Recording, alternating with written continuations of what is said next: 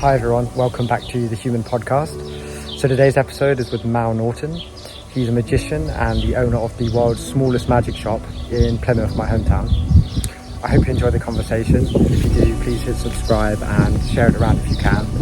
And apologies, we were beside a road, so there's a little tiny bit of noise at certain areas of the show, but I hope you still enjoy. Thanks for watching.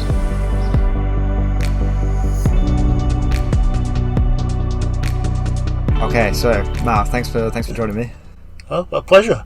So I wanted to ask, could we open with a trick? Is there anything you want to show me in particular in the shop? It'd be great to see something. Have you got any money on you? I think I may have a note. Like a £50 note or? Oh, not 50. Having been killed in the rush, I'll settle for 20.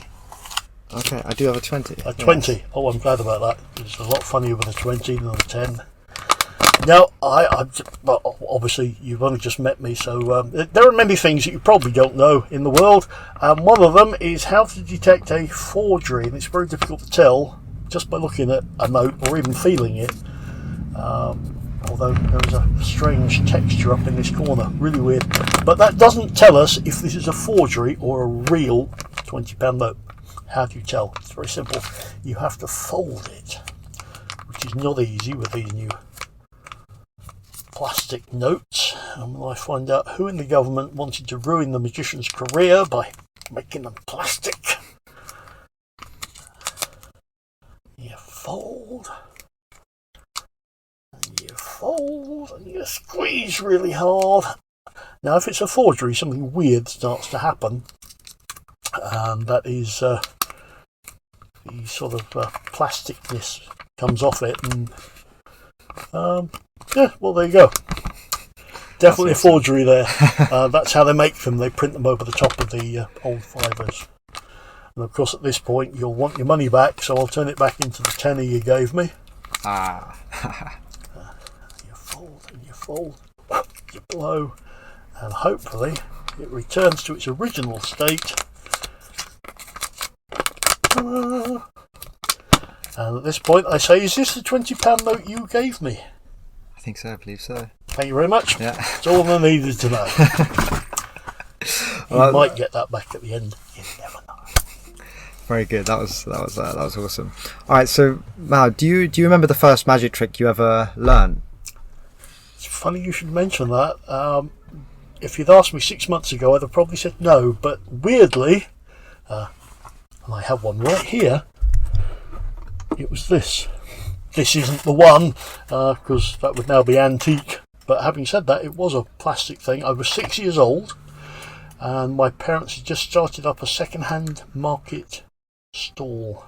And there was a toy stall on there. And one day he said, look, let me show you this. And he came out with this little vase, and inside the little vase was a little ball. And he said, I'll take the ball out, I'll put it in my pocket, I'll put the lid back on, and here we go. And when he took the lid off, ta-da, the ball had returned. He said, you've got to be very careful at this point, because if you press the top of the vase here like this and wait 3 seconds, the ball will drop right at the bottom of the vase. And that was the first trick I ever saw, to the best of my recollection. And I did save up and buy it. Was anyone in your family a magician? No. No. My grandmother was into amateur dramatics and did sort of amateur stage shows, but no one that I know of was into magic. So from age 6 onwards, were you hooked instantly? Like from that age? Well, it's like it was always there, but it wasn't an instantaneous, I must be a magician. So I bought the magic set from the market stall, and before I bought that, I thought magic was real. Duh. And I'd said to Mum, oh, I'm buying this magic set. It's got magic wand on it. You will have to cook dinner. You haven't have money. Terribly disappointed, I remember feeling when I got the magic set. And thought, oh. But I did practice. And for, I suppose, about 5 or 6 years, it came and went. Because obviously Mum did all the searching for the stuff for the market stall. I would end up at jumble sales and such like. So I'd get the odd magic set. I seem to remember doing sort of end of season. That's not quite the word I'm looking for. End of term school shows. I think I did a Cub Scout entertainment badge up until I was about 12. And this is where I ramble. I was either 12 or 13, and my grandfather took me on a trip to London. Not specifically for getting where we were going, but he used to be a butler and he was brought up in London. So I think we went to a museum, but he also took me to Hamleys. Now, Hamleys have a magic department and have had for years. I know a lot more about it than I did then. I even remember the man who sold me the 2 tricks that he demonstrated, which was the Svengali deck, now known as the long and short cards. People have dumbed down a lot in 50 years. And cups and balls. And I'm going, wow, I want to do this. And I got home, discovered he'd sold me the wrong pack of cards. As luck had it, Mother had bought the other pack of cards intending to fool me. So she said, well, you might as well have those now. And the cups and balls. And it must have been a few months later, we went to visit some, I think it's family friends, not 100% certain, but certainly they were friends, if not cousins or something. There was 2 or 3 kids there and a couple of adults, and I did the cups and balls. Or this was the particular trick that really triggered it. And I finished the cups and balls. Can we examine them? Yes, you can. Sneaky little move that I shouldn't tell you about. And I go, how the hell did you do this? And that was a point where I distinctly remember thinking, I'm onto something here. This is right. And that, I think, was the turning point that said, this is it. And because I was that kid at school that got picked on, if that's the right word, wasn't really bullied, it was just there were a couple of people below me thankfully, but once I started doing magic, then trust, and suddenly I'm elevated to let's say normal status, but they stopped picking on me. And from that point on, yes, it became an obsession. So yeah. Were there any magicians that really inspired you, like your kind of heroes when you were younger? I suppose who wouldn't be inspired by David Copperfield? Well, let's face it, he is the biggest paid magician of all time, and I think he is the epitome of what a magician should be, because there's no other magician I know that can make you cry at a card trick. If you are watching this, listen to this, go and look at David Copperfield's Grandfather's Aces. And if you come away without a tear in your eye, you're not normal. It's just very emotional with his magic, and that's why he's got more money than we have. So later on, as I got more into magic, obviously there's people like Paul Daniels, David Nixon, Doug Henning, who's been a little bit forgotten, but he was very big back in the 80s. They were all TV magicians at the time. And there are 1 or 2 magicians within magic that most of you will never have heard of. My particular idol, as it were, was a guy called Billy McComb. He was an Irish magician, but in amongst magicians he was very famous. So I probably lean towards his style of presentation. Yeah, I read online that I think you became a professional when you were 21. What was that, an obvious choice by that point, that you were going to do that? I suppose I would have done it earlier if I'd had the opportunity. And oddly, I'd completely forgotten until I was thinking about this, that a year or so before I'd done the Butlin Star Trail. Well, I actually done it several times, but I actually got through to the big finals, because I always wanted to, one of those things that you want to do, I want to appear at the Palladium. And the Butlin Star Trails was always held at the Palladium, except the year I get there. was Barnum was on, and they said we can't use it because they can't take everything down just for one night for us. So it happened at Prince of Wales Theatre, not that far away, and at the time Paul Daniels had his show at the Prince of Wales Theatre. So sort of sense of irony that I end up working Paul Daniels' theatre at the time. And as they pinned the microphone on, they said, "This is his microphone." Oh, no. It's not his, but this is the one he uses. Yeah. How were you learning at the time when you were younger? How did you learn and hone your skills? Fine question. I suppose most of it back then for me was books. I was very lucky, obviously, because my mother inhabited the world of auctions and such like. I'm assuming, never found out where they came from, but can't remember if it was Christmas or birthday present. But Dad came in carrying a box full of books. Here's your present. Oh, hang on a sec. Here's your... More. I think there was about 200 books and pamphlets, amongst which were the old Professor Hoffman books, which are 100 and odd years old now. So they're all the real classics, and I've been buying a few of the classic reprints as well. So yes, I had a lot of books. Obviously, you watch everything on telly, but the only place to really learn was from books or other magicians, and there wasn't very many magicians around where I lived at the time. Oddly, now half the Magic Circle lives where I grew up. They had left. So initially, a lot of books. Back then, you could get videos, very expensive, but you stick your video in, this is how we do this trick. And as I got older, there was a magic club in London, let's get this correct because it was 2 or 3, the Grand Order of Wizardry, and there met other magicians, and then you start sharing secrets.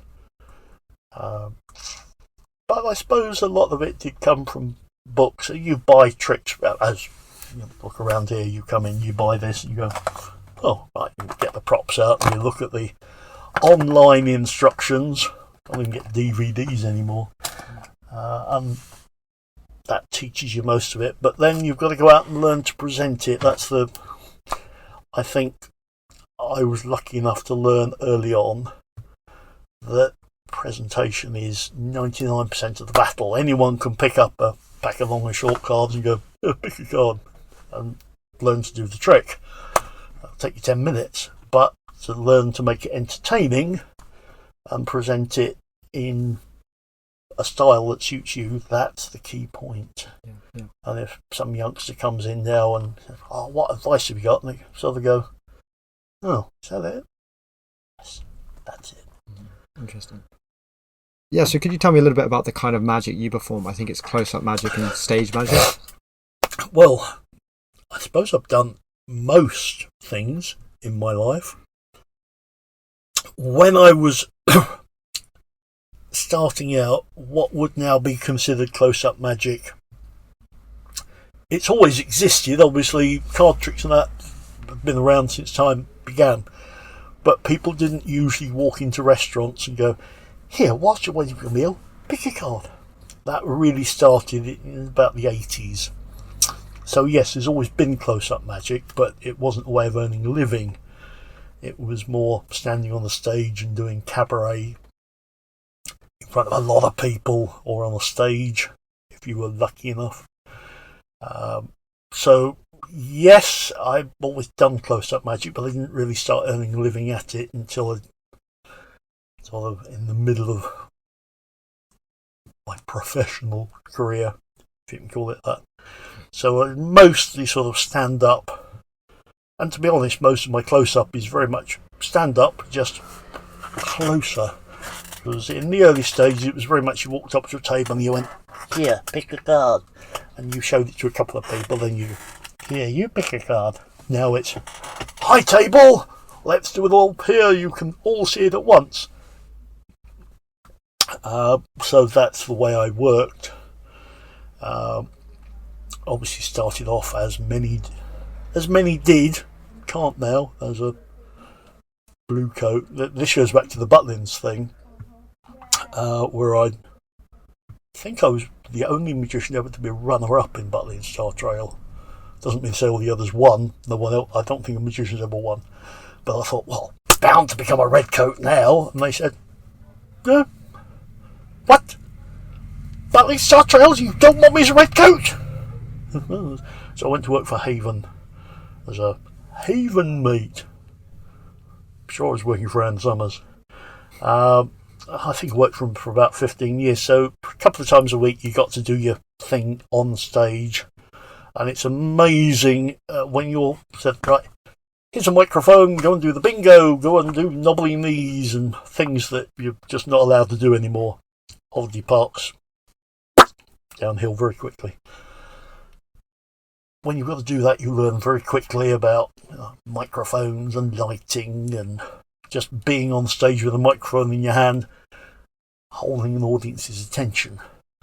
And obviously most young magicians nowadays haven't got the hope in hell of ever learning any of that because there's nowhere to do it. So I was very lucky. I caught the tail end of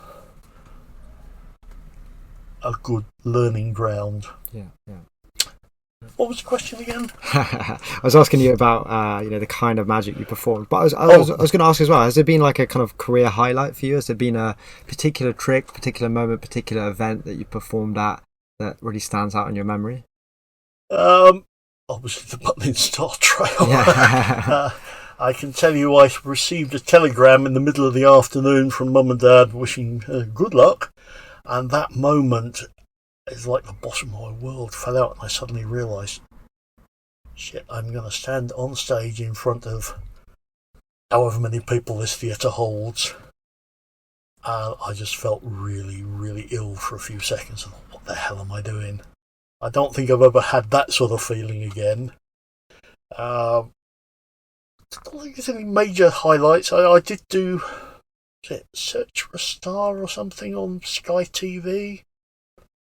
That's going back. I'd forgotten all about that as well. No, it's not coming. It's a kind of like Britain's Got Talent show, is it? Kind of style. It was quite a famous talent thing on Sky TV at the time. Yeah. I can't remember the name of the presenter. I know he's famous for presenting some programme in the nude and got real... Sorry, the word shit comes to mind for doing it. And the name will come to me eventually, but he did it. And I think the only people that ever saw me on that were on holiday in Spain at the time, saying, "Yeah, we're on holiday in Spain trying to get away from you, and what do we see? Sky's Star Search." Yeah. Oh, it's Malcolm. Yeah, so didn't win that. But it's one of those things, as I said, I had completely forgotten it until you asked that question. Trick-wise, oddly, the trick that I started with, the changing of the note, and a lot of my major act has come about more by accident than design. That particular trick, I swore I would never ever do, because when it started to become famous, everybody did it. I thought, well, A, that's a good reason for not doing it, but everyone I knew who did it really badly. I thought, well, everyone's sort of going to know how it's done because people do it so badly. And I was playing around with it, I suppose it must be about 8 years ago, because I was in the other market at the time, and I was trying to do it a completely different way, and someone came and said, "What are you doing?" "Oh, I was just messing with this idea." And they went, "What? That's bloody brilliant." And consequently, it has now become probably my signature piece. I do it, well, 99% of the time, because money is slowly disappearing out of people's pockets and all tappy. Yeah. So like I used to do another trick with a cigarette in my act. Beautiful trick. It was a very simple trick. Everybody and even non-magicians used to do it, but it was such a funny routine, and it did become a bit of a signature piece for me. There was someone else who did it who was more famous than I was, but I used to do it in every show, and if I hadn't got the audience by then, forget it, I could go home. But of course, you can't smoke cigarettes anymore, so out goes that trick. Yeah. 15 minutes of my act gone, but yeah, I saw on your website that I think you said a couple of times that you try and perform magic the way it should be. What do you mean by that? I suppose that's an argument that many would have. For me, magic should be sitting around a nice table, just classy, I suppose, is how I would like to think of it, and old-fashioned. Nowadays, half the people turn up to a gig. I think some of the proper professionals still wear a suit, but I still turn up in a tuxedo. It was all back in my day. It was, you should be the best dressed man in the room. Looked like somewhere better to go after you've finished, and I always took that to heart. And I also feel very comfortable when I'm in a tuxedo. I know I look as good as I'm ever going to look. People do still seem to appreciate that. Then, because you've got people like David Blaine. Now, don't get me wrong, I have nothing against David Blaine. Well, not much. I know a lot of people who don't like David Blaine because they think he's a bit of an idiot. Cleaned that one up. He wrote Dynamo, and Dynamo, nice guy, I'm told. Perfect good magician. But they all turn up looking very scruffy. And I don't think that's how magic should be presented. If you're a magician, I've always had this odd outlook on stage. If I need a lighter, I bring out a beautiful gold lighter. You wouldn't go, if you're a real magician, you wouldn't go, lighter, big, okay? You'd produce the best thing available. Like a pen, I want a pen, big. No, I still use a Sharpie like everybody else, but it's disguised and it's nice. I do get people say, "Oh, it's a nice pen, isn't it?" No, it's a Sharpie, but no, you're not having it because the cover for the thing costs 10 times more than the Sharpie does. So I just feel it should be presented nicely. Nowadays, it's usually, but come here, let me show you this trick. And it shouldn't even be a trick, it should be an experience. I suppose we're going back to David Copperfield. That's what magic should be. Sure. Okay. So what is it about magic that you love? What do you enjoy? Now there's a good question.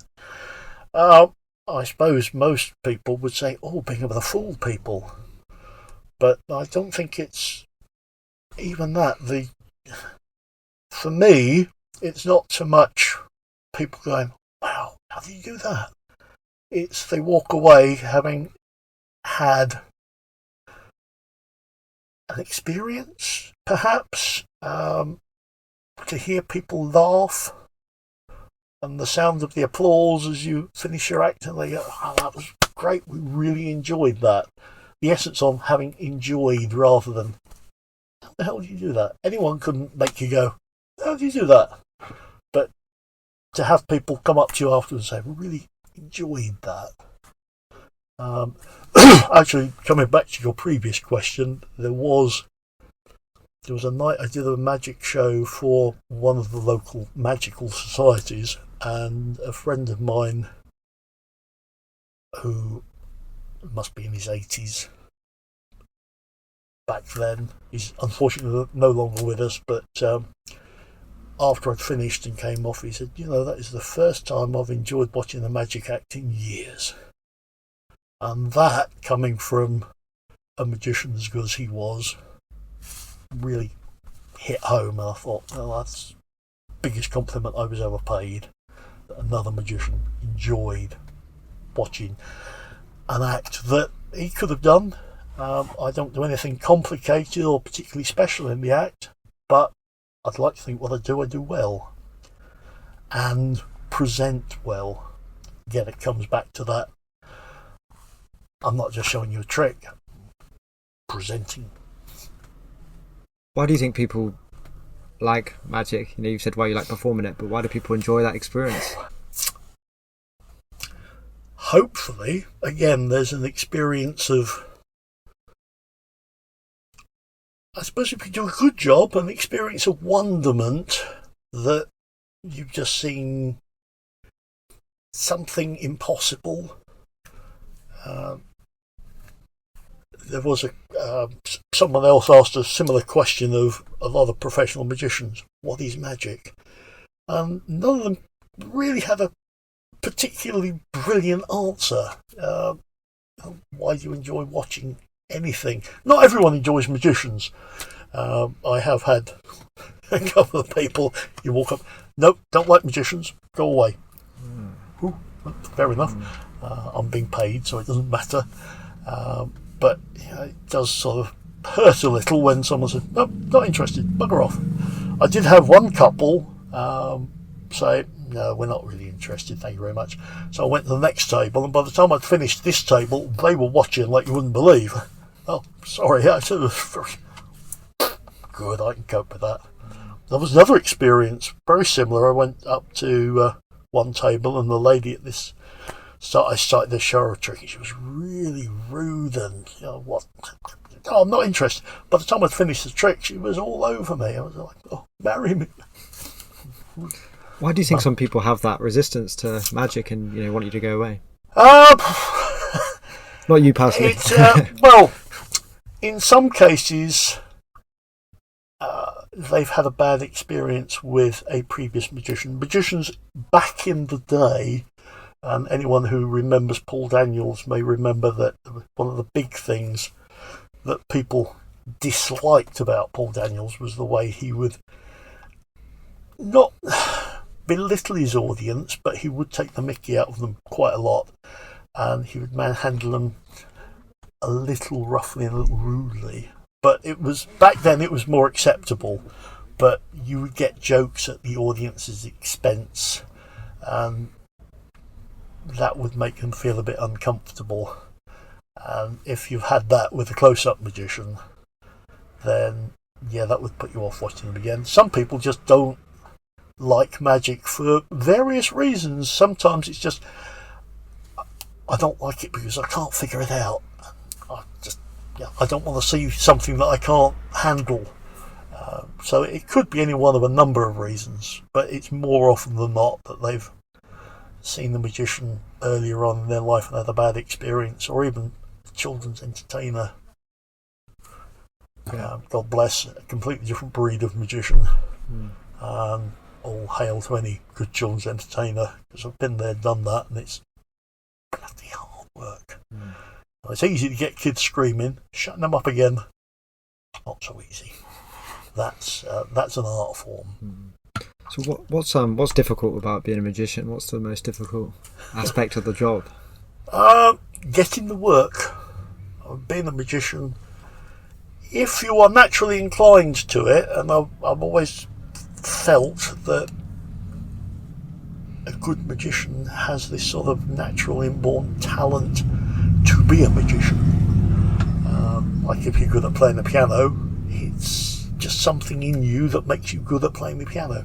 And I think the same is for magicians. So actually learning your craft isn't, sometimes you can spend years learning a piece of sleight of hand and getting it right. But I've always felt when it comes to learning magic, you have to learn it twice. You can stand at home in front of a little mirror going, oh yeah, that looks perfect. You go out in front of an audience. Now, the mirror doesn't talk back to you. The audience do. Once you start interacting, suddenly all this hard work, oh, right, well, I wasn't expecting that. So you've now got to learn the extra bit of the audience interaction, and then just you keep on doing it. I've got a rope trick that I am still doing after 40 years, and there are parts of that trick that still aren't quite right, but it's evolving, and every time I do it, it's just a little bit alright. So that worked this time, that didn't, so it just slowly evolves. Although 40 years is a bit of a long time, but there's one part still not happy with. So it's not overly difficult to become a magician, just time in some cases, but then you've got to go out and get the work. That's the bit I'm not good at. I tend to let work come to me, but luckily I have friends who, I can't do this gig, I won't give it to them because they'll nick the venue off me, and they know I won't do that. So, I'm booked, can you do this one for me? Yes, I can do that. So that's the way most of the work comes to me, either that or through an agency, rather than me running down the street and going into the pub and saying, do you want a magician? It's not, to be honest, it's not a sort of crowd I really enjoy working to anyway, so I'm more your quiet hotels. Yeah, and as well as performing magic, you actually own the magic shop we're currently in, which I think is kind of regarded as the world's smallest magic shop. It is indeed, yes. Didn't used to be, but yes, if you're sat at home watching this on your toilet, chances are your toilet's bigger, okay? There is apparently a shop in Vegas that's about twice this size that would be sort of the next step up, but otherwise, yes, most definitely. And yes, I can fit more than 6 people in. There is a sign that says maximum 6 people, and people laugh. But I do somewhere have photographic evidence of 6 people in the shop. Or 7 if you count the person who was taking the picture stood somewhere in the doorway. Yeah, you've owned a couple of magic shops, so why did you want to, own a store as well as just be a performing magician? I don't know. I think deep down I probably always did want a magic shop, because I know my workings out, or rough book as they called it back in the day, had like adverts for magic tricks in. So there was, I think, always part of me way back then that wanted to be the owner of a magic shop, because I used to spend a lot of time and money. Well, I saw on your website that a photo of Derren Brown, he's been here. He said this is the world's most charming magic shop. What was the story of him coming here? Well, it works out, how long ago was this? One of his earlier shows, I think I've been to most of them, there might be one I missed, and stood outside waiting for the obligatory autograph. And at the time I had the shop in Frankfurt Gate, so that'll tell you how old this is. And he put a book out for magicians called Pure Effect. And there was another one that came later. And I had my copy of Pure Effect with me at the time, and asked, can you sign it? Oh, this is I haven't seen a copy of this in many a year. I used to sell them. You did? Yeah, I had a local magic shop. Oh, there's a magic shop. Unfortunately, I'm not open tomorrow. Oh, damn. Well, next time I'm in Plymouth, we'll come and find you. And it's quite a long, intricate story in amongst this. A couple of years later, I had moved into what is now whatever it is up the road, I forget the name of it, but it was the indoor market. And he poked his nose in. I spent a while looking through things, and at that point there was a magician called Ollie Mealing, who, he's very well known amongst magicians now, but he used to live around here. I put on Facebook, Derren Brown's just been in. Ollie came running in, said, is he still here? No, but I know he's around the Barbican somewhere. And he went off. It took him about 2 hours apparently, but he found Derren in, I think it was a little coffee shop down the road. Tea rooms. And next thing I know, Ollie Mealing is now working for Derren Brown. 2 years later, because it goes in a 2-year cycle, they come down and brings all his crew and such like in. And this has gone on ever since. Every 2 years he comes down. Oddly, Ollie Mealing has now left and replaced by, I forget his name. Alex Hansford. Alex Hansford. Is that Alex Hansford? Oh, yeah, I know him a little bit. Yes. Yeah. Alex also comes from Plymouth. Yeah. Yay. So, I don't know, Derren knows a thing about Plymouth or something. Although, oddly, I don't think I saw Alex while he was here. I know this year when he came in, he'd got laryngitis, so he said, I'm not staying. I'm bugging off, but I have brought these two to meet you. And then suddenly standing in the doorway is Andy Nyman, who you may have heard of. He's done a lot of movies. He's an actor, stroke, mentalist, and Derren's right-hand man. And Andrew O'Connor, who was Young Magician of the Year way back, and now one big producer.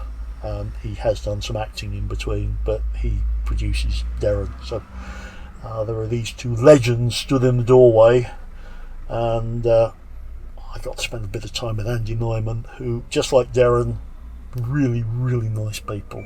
I mean, the little story. They turned up because Derren doesn't drive, so they arrive at the train station. And there's a woman trying to get a taxi, couldn't get a taxi, and Derren says, "Where do you live? We'll take you home." So they drive her home. This is what person Derren is. That's nice. Just wonderful person. But even Andy Nyman, when he was in here, and Andy's put a lot of magic out through various other magical establishments, he said, "This is a real magic shop." I was, well, you've worked for people like Alakazam and all that. He said, "No, this is a real magic shop. It's all tucked away. There's wondrous things in every nook and cranny. This is what it should be." And he spent hours going through all the drawers and bless him. Again, really nice guy. What was the question again? Just asking you about how Derren ended up here. Yeah. That's a great story. Yeah, give it a couple of years and hopefully he'll feel a bit better next time round. Yeah. But, yes, he is, without question, one of the nicest guys you'll ever meet. As is his whole crew. Yeah, that's a great story. Yeah, he seems for sure a lovely guy. So, and kind of sticking on the shop. So, yeah, what do you enjoy about running a magic shop? It's my shop. I can get up when I want. I can leave when I want. It's like anyone who's doing what they want to do. It's just, there is a saying: if you do what you enjoy doing, you'll never work a day in your life. And quite frankly, I haven't worked a day in my life for a long time. So, yeah, I get to, on the whole, meet some interesting people from all over the world. You get magicians. I've had one in this week who's on holiday from America. Really nice guy, and have wonderful conversations with some really nice magicians. Get one or two very strange ones. Do people from lots of different kinds of careers and lifestyles come into your shop and are interested in magic? Is there a certain kind of person? There are people who decide they want to do. There's people from all walks of life who do magic. It doesn't mean to say that. I mean, some of the greatest names in magical history have been in the legal profession, and without there's a guy called Alex Elmsley. Without him, half the card tricks that we do now wouldn't exist. Yeah, he was a complete amateur solicitor. He just enjoyed doing it. They're quite surprising over the years. I've met people that have done magic. I thought, well, you really don't seem the sort that would do magic, but it's a hobby. They just enjoy doing whatever it is they're doing. Sounds like they're trying to destroy the world out there. So, yes, there's all sorts of weird and wonderful people who come past. I had in here, who we had? Him from EastEnders. Oh, good God. I'm getting old. And when you get to my age, two things happen. One, your memory goes. Two, That's a good one. Not Danny Dyer, the other one that's very similar, comedian. Well, he's in EastEnders anyway, and he's a comedian by trade. You'll probably know him. Really nice guy. He spent time, went round everywhere. Everyone obviously went to go, drool. But he was in here. He said, look, there's a couple of tricks I do for the kids, and can you run me through that particular trick? He said, I've got it, but I've never done. So we spent 10 minutes or so going through the trick. Never realised he was into magic. But yes, he is. Now slightly better, I hope. David Bailey, the photographer. No one realised it was him until he'd gone. He came in. In fact, that's where he was. Not that he was into magic, but he was interested. He was having a look around and said, I spent last night with David Blaine. He's an arsehole, isn't he? Well, I had heard the stories. So you get the oddest of people, and we do get quite lucky with one or two big names who wander through here because they're appearing at the theatre. But I miss some of them. From interacting with people in your store over the years, and probably more so from performing tricks, like what have you learned about people and human psychology? There's probably lots of things. Is there any big main takeaway you've learned? Surprise? Anything? I don't think there's anything that's really surprised me. Other than my daughter does psychology at school, and by crikey, to listen to her talk about she psychoanalyses me and her mother all the time, and you think, please give up psychology. I can tell you that people en masse are a bit stupid. I know that sounds very cruel, but as a magician, if you've got a whole audience in front of you, you need to keep things as very simple as possible. It might just be a magic thing in particular, but none of what I do is complicated magic. If you start doing a card trick where you're dealing cards into 3 piles of 7, not only will I physically kill you, the world's worst card trick, but it's incredibly boring. And by the time you're finished, people don't care.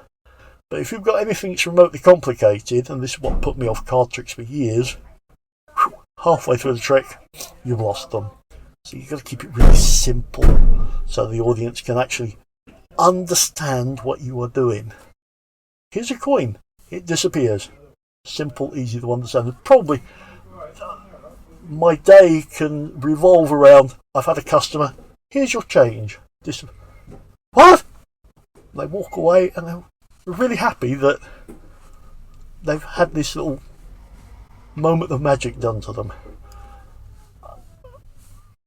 It's just force of habit to me now. Don't even think about it, but brings a moment of joy to their day, and that makes me happy. Weirdest, simplest of things. Yeah, that's nice. Outside of magic, have you got any other main hobbies or interests? No. I do watch an awful lot of movies. I can't say I'm a movie nut, but even of a day, if I've got a couple of hours, then I'll watch a movie. And sometimes I think that's 2 hours of my life I'll never get back again. I do quite like horror movies, but there's some real dodgy horror movies out there. Well, you see some, there was one I started watching yesterday, I just caught the way through, I gave up. But there's some that you go, oh, this is intriguing. And by the time you finished, I thought that was going to be a crap movie, but in actual fact, that was quite good. Sort of the movie that not everyone would come across, because I do watch the oddest of things. But that, to enjoy audiobooks a lot, because obviously I have to walk to and from work, so I'm often listening to a book. Friends who know me will say, oh, we saw you in town the other day. Oh. But no, you were lost in your own little world. What advice would you give to someone who wants to get into magic, or take it the whole way to a career? Don't. I think my advice would be presentation is 99% of the battle. If people like you as a person, they will like what you do, and you can pretty much get away with anything. If they don't like you as a person, you can get away with anything because they're not paying any attention to you anyway, so forget it. People have got to enjoy watching you do your thing. Obviously, you want to be the best magician you can, but they need to enjoy your presentation of it, because at the end of the day, the trick's doing nothing without you actually doing it, so you are the key focal point. And last of all, do you have any plans for the future with your work with the shop? To sit here and wait for you magicians to come pouring in. I have magicians, oddly, due to Trick of the Week. I had a note come through yesterday, strangely. It said, "You've got a bit of a following here in North Wales." I know there's 2 or 3 magicians in North Wales who watch it and comment. I don't know about the rest of the world. But, no, we shall do more Tricks of the Week. There is an online website, obviously, and Facebook. In fact, the top secret Facebook page probably has more interesting stuff on it than the website, because I'm a bit of a specialist in I don't have all the latest magic tricks here, because most of them are all copies of something that's already been anyway. But I get antique stuff and slightly more unusual bits if I can. That's what I've always been known for the slightly... If anyone of note is after something, they'll usually contact me and say, "Look, can you find this for me?" Not so easy now, because most of the really nice stuff has ended up in magical collections, mostly anywhere but here in England. Any really nice stuff I get tends to end up in Germany, Japan, America maybe, but not very often in England. It may turn up in England, but it'll end up somewhere else. Well, I'll put a link to your shop in the description in case anyone wants to come visit you, but thanks a lot for speaking. It was great to visit you here today and have a chat. Absolute pleasure. How's that time gone already? And sorry, probably wandered off somewhere. No, it's all good. Thanks a lot, Mal. A pleasure. Thanks. Thank you. I hope you enjoyed this conversation. If you enjoyed the Human Podcast, please consider subscribing. I hope to see you soon.